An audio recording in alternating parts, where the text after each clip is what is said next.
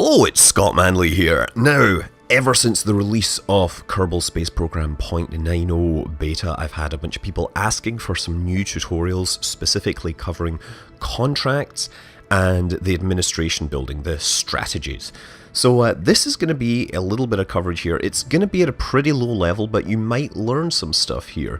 So I'm just going to start a regular game on normal difficulty. If you're a newbie, I strongly suggest you go through the training to make sure you have all the concepts all set up. Picking a nice flag here, let's go for ESA. And we're going to start in career mode on medium difficulty, or normal difficulty. So we get a nice little warning, or nice little bit of information from Gene Kerman. Feel free to read that. Now, if you look at the buildings now, you can right click on them and it'll tell you what the buildings allow you to do. Interesting ones to be aware of is the astronaut complex. At the basic level, Kerbals can only disembark on Kerbin. That means they can't go on EVA, and EVA, as you know, is very helpful for packing as much science as possible into a mission. Now, if I'm to upgrade it with the 70,000 funds upgrade, they will be able to perform EVAs in space, which will help. If you right click on the vehicle assembly building, it tells you you can't have more than 30 parts without an upgrade. That's not going to be a problem for a while.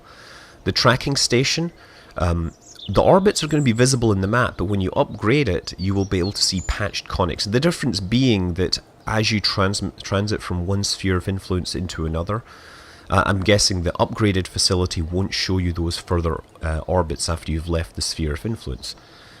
Right-clicking on the launch pad tells us there is a max vessel size and a max vessel weight. So until you upgrade this, which is a cheap upgrade, you won't be able to launch any more than 18 tons. And the one that we're really going to be interested in starting at is the mission control, where you're going to select missions. Now, active contracts are limited now based upon your level of this building.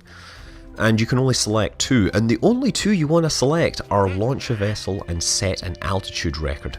The reason being that escaping the atmosphere automatically qualifies for all previous altitude records. So if you escape the atmosphere and go into orbit on the first mission, you will not be able to do these altitude records, which means you're missing out on potential cash, right? So for each altitude record, there's a completion reward, and that is helpful. It goes into your bank account and lets you upgrade everything. So early on in the game, getting as much money as possible is actually very, very helpful. So I suggest you build a mission that just breaks 5,000, and then you'll get another contract for like 11,000, and so on and so forth. So we're going to accept launch a new vessel, and we're going to accept set an altitude record. Great. So we're going to go and we're now going to build the simplest rocket ever.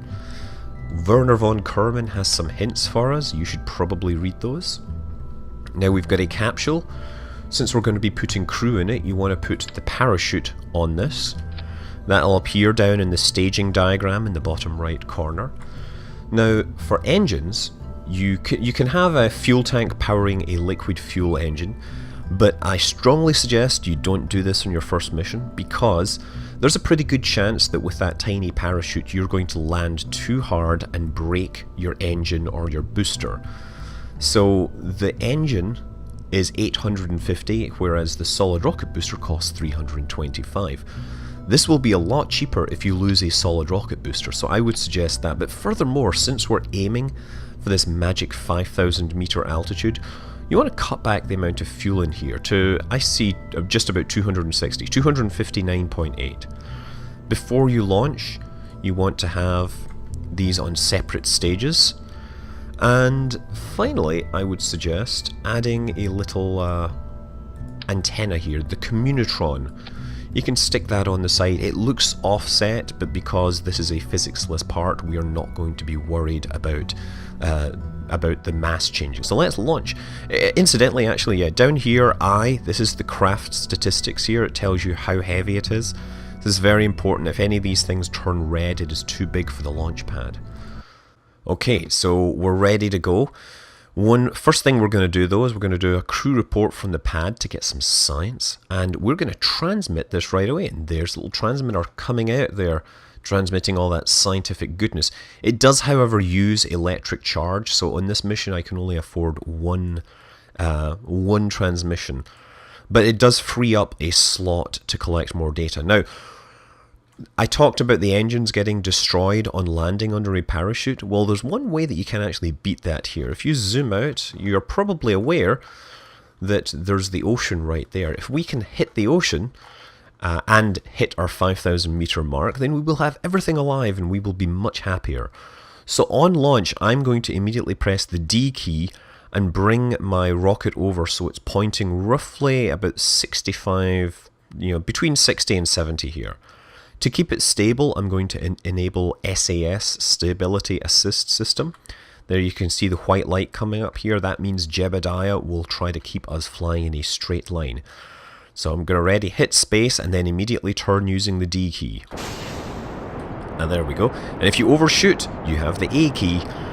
So there we go, we're shooting upwards, and this is a good time to right click on the capsule and collect that crew report.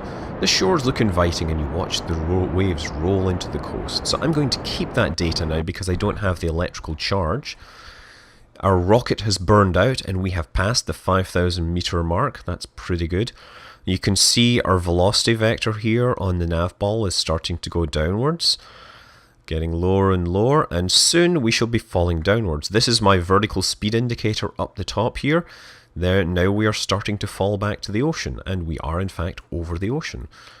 So as you're falling, before you hit the ocean, you probably want to deploy your parachute. I've just disabled the stability assist system for the reason I actually want to save the electrical power because it will help rotate the capsule. And when I land in the water, I might want to turn the capsule into an orientation which is appropriate for some further study. So I'm going to use time acceleration to go down. You probably want to be a little more careful than me, but I just want to get this over with. You don't time accelerate through 500 meters because parachute opening, which happens at 500 meters above the surface, can be actually very destructive if you let that happen at full speed, at full 4 times time acceleration.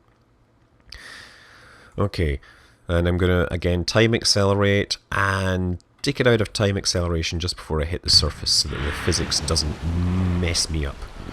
Okay, so we're in the water, and this is a new biome now, right? So you can collect science, the same type of science for every biome. This is splashed down in the water. So I can right click and perform a crew report. The problem is there is already a crew report there. If I click on crew report, it will say overwrite existing crew report. You do not want to do that. You've collected it from the air. Cancel that. So you can only have one active piece of experimental data. However, the capsule can store experimental data from other experiments, and you can have multiple copies in there. But to actually do that, you have to send an astronaut on EVA to collect the data and then have them put the data in the pod. So this is a very weird little dance that we have to do here. We have to get Jebediah out on EVA, see in the bottom right there. Now he's sitting on the capsule. Technically he's actually flying according to the game, which is a little confusing, but we have to right click on the capsule to take the data. Now he has the experiments in it, and I can review the stored data on Jebediah. Now I can either board or I can just right click and store experiments. So now the experiment has moved from the active slot into the stored slot, and we'll be able to do a crew report again. While we're out here, we can also collect an EVA report by right clicking on Jebediah. Now he actually is, according to the game, he is flying over Kerban's water, which he considers to be quite a precarious situation. So let's keep that data. Let's store that and get it by getting inside, pressing the F key. And now we're here, we can actually perform the crew report again. And we are now doing a crew report from Kerban's water. So we've got more science than we would have otherwise had if we hadn't done that EVA.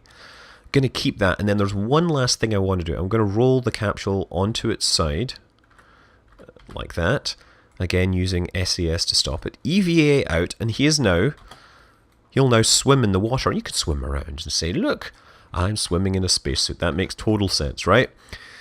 And he can do another EVA report, but now he is in the water, so he will collect an EVA report from Kerbin's water. I don't think a spacesuit was entirely necessary.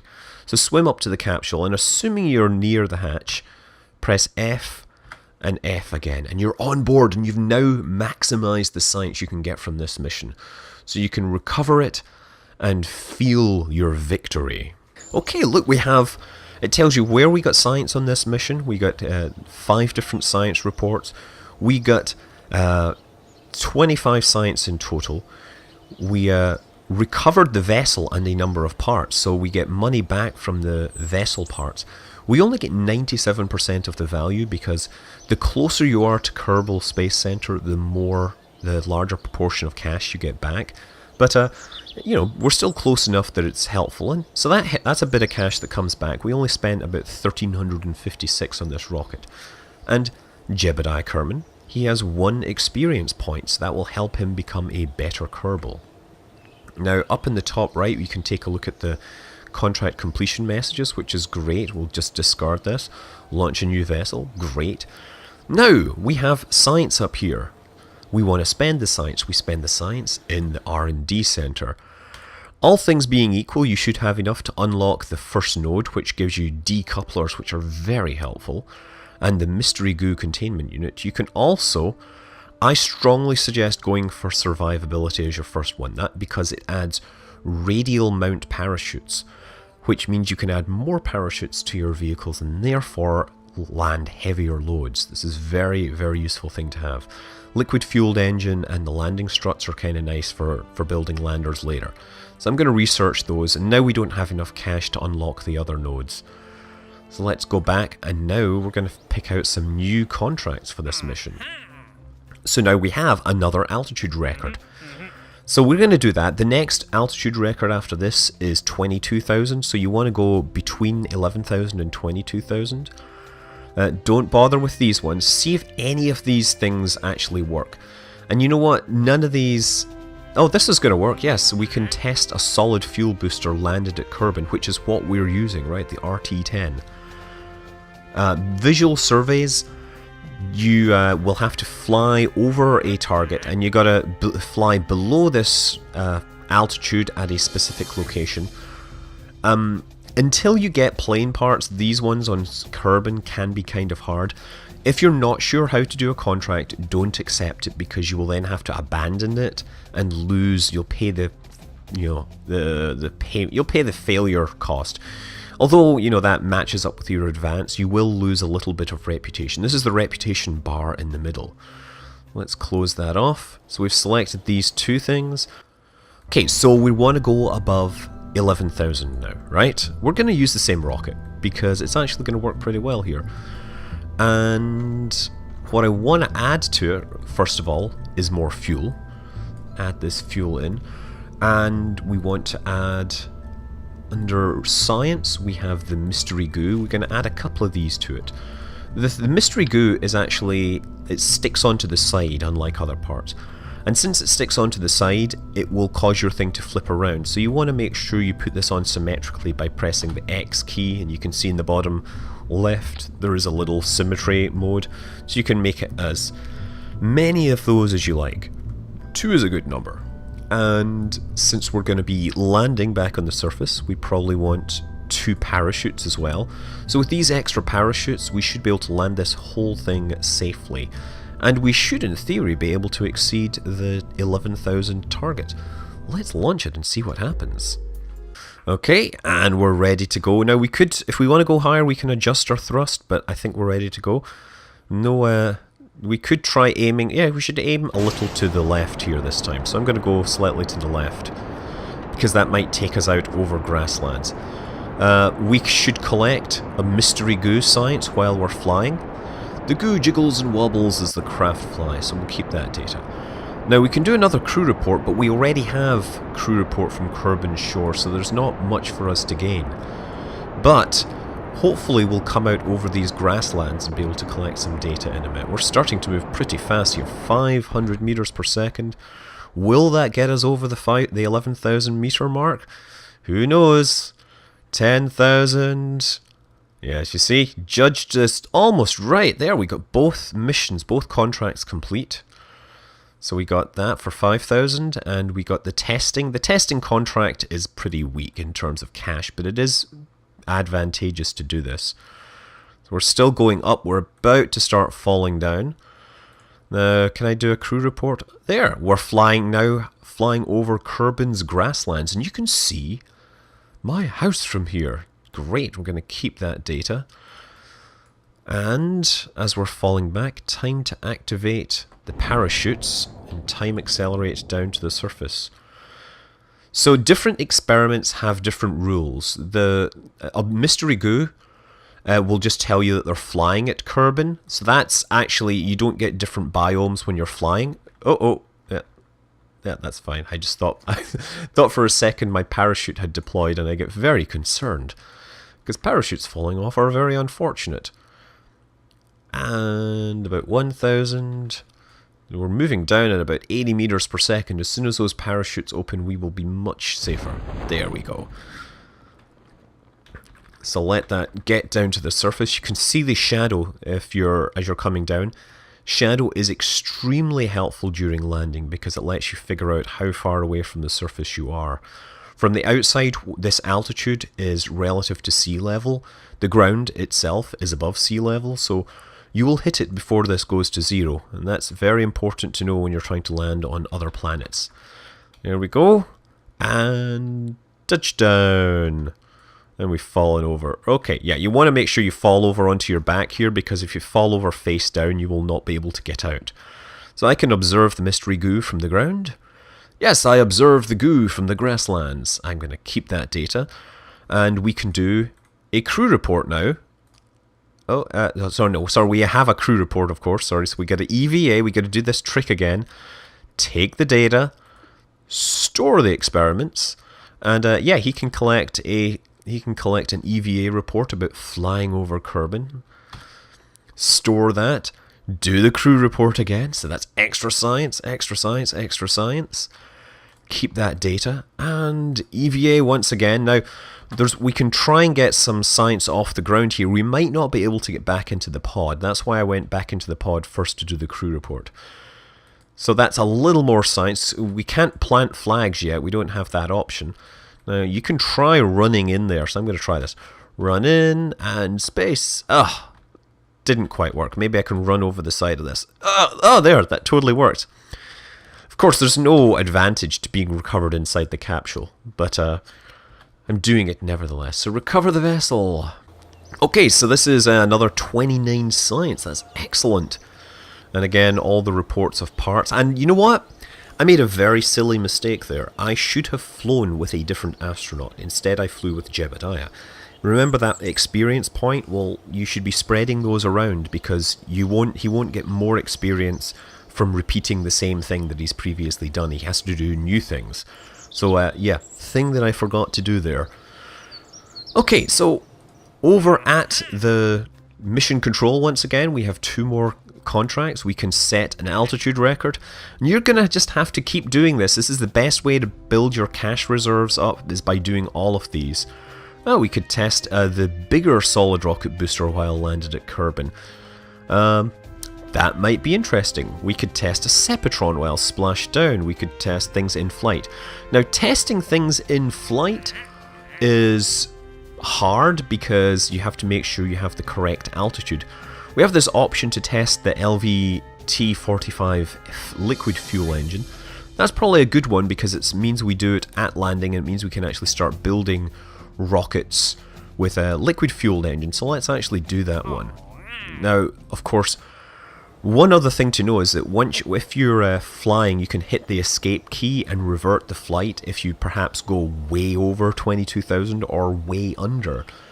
So yeah, let's go to the R&D lab and use this new science. Now, you can try to go off down this direction if you like. This is the Science Junior is a nice part for collecting more science. Or you can spread your, send your stuff this way. We have general rocketry. This is the LVT-45, which I was going to test. So here we go, stability, yeah, we'll go for this one, because that has sepatrons and bacts and things like that. Okay, so we want to build a spacecraft to exceed 22 kilometers, but not by much. So I'm going to replace this with the LVT-45 liquid fuel engine. You will need to give it fuel tanks. And I think to get to 22 kilometers you need a tank and you need a half tank, and then you stick the engine underneath it and the fuel drains into the engine and makes it go faster. I'm still going to put these goo experiments on here. They will be useful, and you again want to make sure that you've split your staging into the correct stages. And I think also before we go, we're going to go to the crew tab and we're going to change out Bob or Jebediah with Bill, right, so that they're all getting experience for these suborbital launches. So with this engine, you can actually throttle the engine to make sure that you don't fly too fast or too slow. You're going to want to use the shift key to maximize your thrust, right? This is your throttle here. Enable stability control. Oh, it says I have no operational SAS because the pilot does not have pilot skills. That means you're going to have to learn to fly it yourself. That is a potential downside, I guess, to switching out controls.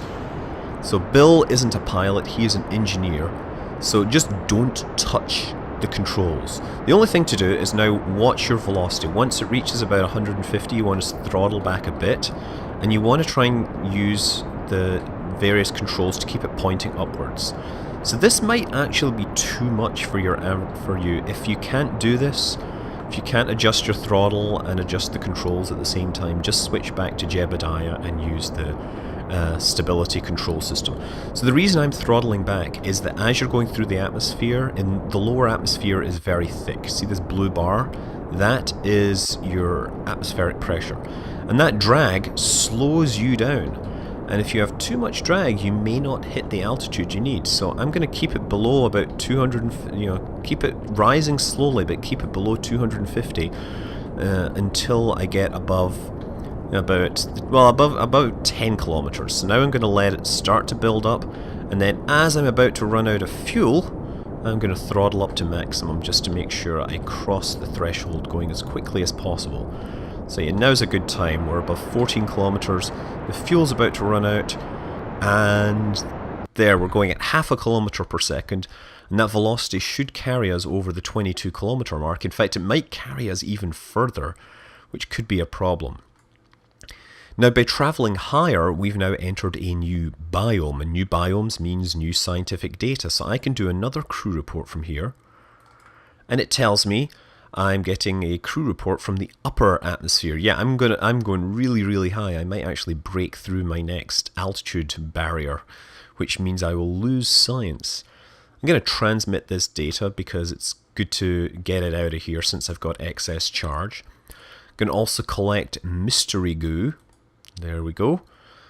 The goo seems to be getting very cold. Yes, over 30 kilometers. Yeah, we're going to exceed 30 kilometers. So that's actually, pretty easy. If you have trouble, it might be, if you don't manage that, it might be that you didn't adjust your throttle particularly well. Or it might be that you were too slow. There's a definite balance here. And so you can see that adjusting your throttle can actually make a difference. Now on the way down, I can press the space bar to deploy the parachutes, but they won't actually deploy until they reach a minimum atmospheric pressure, right? So the minimum pressure is 0.1, and you'll see at about 20 kilometers, 21 kilometers, the parachutes will actually deploy and bring everything down. And those parachutes will then, of course, they will be partially deployed. There we go, 23 kilometers, that was pretty close. So let's bring this all the way down to the surface, and we'll continue the little science dance. And hopefully you're getting an idea of how we're completing these altitude-based contracts here. 5, 4, 3, 2, 1. Again, 500 is the magic mark. If you time accelerate over that, you can find yourself in trouble. Crew report will be over grasslands, or it might be over the grasslands yet. Reset. We don't need to worry about that. So I'm going to just land this on the surface. and we're moving at 6.1 meters per second, which should be okay. We've already collected all the science we can from the grassland, so no point in doing the little EVA dance. The only thing we can collect is a little more of this. Observe mystery goo. There we go. Recover the vessel. And we see we got a little more mystery goo data, which will help us just a little bit. 29 science. And we have 50,000 funds. And Bill Kerman gained experience. And we've got more reputation. You know, we now have enough reputation. We could start a fundraising campaign. And the advantage of that, we can get up to, I think 25% commitment is the limit you can reach on this. We obviously can't do it here, but the idea behind the fundraising campaign is that it takes your reputation, which most people don't really care about too much, and it turns it into money. So this is a good strategy early on when you're trying to build out your base, but I'm not going to do that just yet. It's a concept, but I think I want more reputation. Now, before we go to the next altitude record, there's some other science you can actually grab. So we've got this here, and we said, you know, we have 30 science. We would really like to unlock this node, because this unlocks the Science Junior. It will give us more science, so therefore we want to collect science. We can get the science so we can collect more science, so we can unlock everything. You know, science is good. Now, there's a super cheap way to get some free science, essentially. What you do is that each of these locations, the runway, the flagpoles, the buildings, the launch pad, they're all considered biomes, so you can collect data from them relatively easily. So let's just go to the spaceplane hangar. Now, we're not going to build a spaceplane, but we can admire the interior. We're just going to put a command pod in, and it's on its side, so we can flip this that way up. And we have science experiments, right? We have the mystery goo containment units. We'll stick a couple of those on there. Now, remember what I said about recovery? Recovery gives you 100%. So I can just put a crew, put Bob Kerman, the scientist, in instead. How about that? And so here we're going to launch. Well, launch as in we're not going to go anywhere. There's no engines on it, but we can collect the science. We can collect the mystery goo. We can do that twice and keep that data. We can do a crew report. And that gives us reporting into the runway. Good thing there's not a lot of air traffic, because I don't think we ever get clearance from the tower to be here. And of course you can EVA outside. The flying is stuff that you already have. Oh, actually flying over Kerbal shores. Let's keep that data. And board. Now we can repeat the process over at the launch pad. We can collect an EVA report from the surface. I don't think whatever is very good. Store that in there, and here's a thing, as I mentioned, all these areas are different biomes. So I can run over to the crawlway, which is going to contain different types of scientific data. So I can stop here, and I can, of course, do an EVA report and get another couple of points of science, and run all the way back. So, this is free because we're going to recover all the hardware for 100% recoverability, which, of course, means it's free science. Free science is good because that science can now be spent in the R&D lab getting the data, getting the instrument, the Science Max or whatever, the Science Junior, which will let us collect even more science, and science means hardware, and hardware means better and bigger rockets. So yes, this has more or less been a guide to kind of min-maxing the start of the Kerbal Space Program career. Hope it's been useful to new players and old players. See you around sometime. I'm Scott Manley. Fly safe.